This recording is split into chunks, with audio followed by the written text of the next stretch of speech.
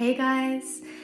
Alright, so today I just want to speak a little bit about Yin Yoga and what that is to me, how I use it in my personal practice, and how I like to teach it. So, simply put, Yin Yoga is a slow practice where we're coming into a posture and holding the postures for 3 to 5 minutes. But if you're familiar with yoga, this is completely different. We're not working the muscles. So from a physical level, we're working the tendons, the joints, the ligaments, and the fascial network within the body. And this practice allows us to, it's a yin practice, which means that we work the yin tissue in our bodies. So it's long held postures. We're just coming into a posture and we're relaxing completely. And we're just remaining, we've come to a level of discomfort, but not too much, because the objective is to stay as still as you can. And then we start to practice allowing whatever arises to the surface to come up, to surrender, to be open, to be receptive, to listen. So these are just a few of the things that we can practice on a spiritual level. As we remain in the posture for some time, this gives us a space. So it can be a space to connect with your higher self, your inner being, with your body. And you can even communicate with your body. And so when you're feeling that level of tension, you can just ask, what's going on? What's happening? What am I not seeing? Right? So all of these things, it's a very intuitive practice where you are the teacher, you are your own guru, and you have all the answers within you, and this is just creating the space. On an energetic level, we're also working the meridian system, so all the postures are connected to the meridian lines within our bodies, connected to different organs within our bodies that hold different emotions. So as we come into the pose and we remain in stillness and just allowing everything to surface on a physical level, on a mental level, whatever thoughts are coming, if you're used to a dynamic, fast-flowing practice, you kind of want to just not think, right? But the nature of the practice is, as you come into that level of discomfort, it's going to bring thoughts. So this is just the law of attraction. What you feel, you attract. So as you start in your mind, so as you start to feel into these physical sensations that can be at times deeply uncomfortable, you will start to see things. Maybe a thought comes, maybe an image, maybe a memory. Just flashbacks, something will arise for you. And in that something is also then evokes the emotion out of you. So as we come into these poses and remain still,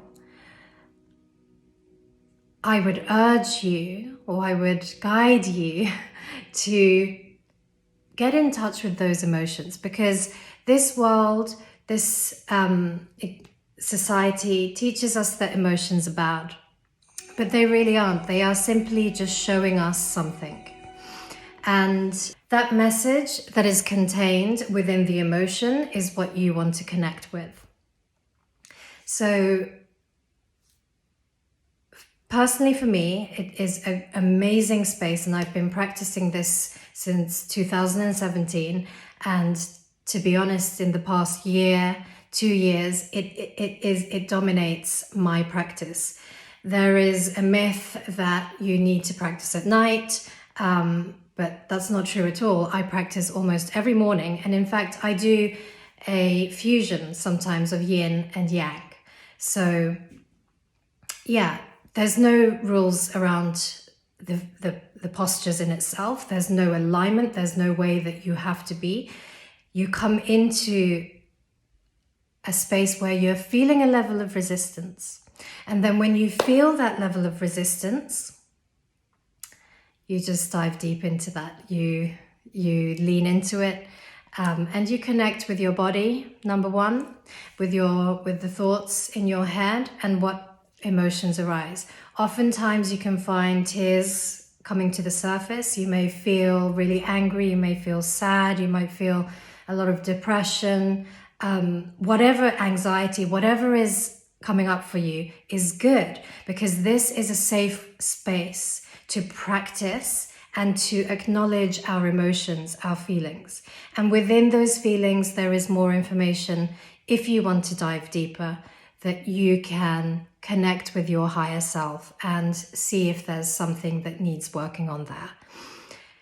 So the main thing is to come into a pose that to a level where you're feeling something.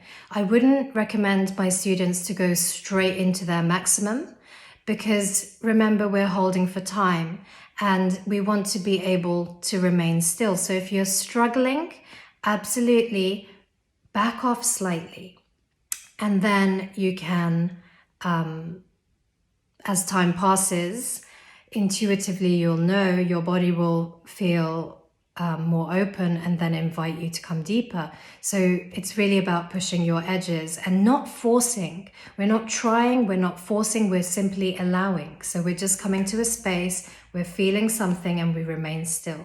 If at any point you are feeling a level of discomfort and struggling and feel like you may even sustain an injury, then just back off, or maybe just skip the pose altogether. Listen to yourself, your inner self, your higher self, your soul, whatever you want to call it, is your teacher, is your guide. And this is why I'm so passionate about this practice, because we all have this within us. And can you imagine a world where each and every human being is empowered to the point that they already know all the answers? They don't need to go to anyone external, nothing outside of you. It's all exists within. So just remembering those two things, that not to go too deep into the pose. So you are struggling, and if you feel, there's just two exceptions to moving, which is if you're struggling and you feel like you may sustain injury, or if your body invites you to come deeper, then absolutely maybe you change the height of the blocks, maybe you remove whatever props you're using, and just go a little bit deeper. So this practice I'm deeply passionate about, and this is all about the divine feminine, the feminine within each and every one of us. This is not about gender. In everything, the yin and the yang exists. Everything in this world, there is the masculine and the feminine, and also within ourselves. And this world has been dominated by the masculine. It's all about productivity, doing things fast, getting things done. You're in the head, thinking a lot of things, doing things guided by your mind.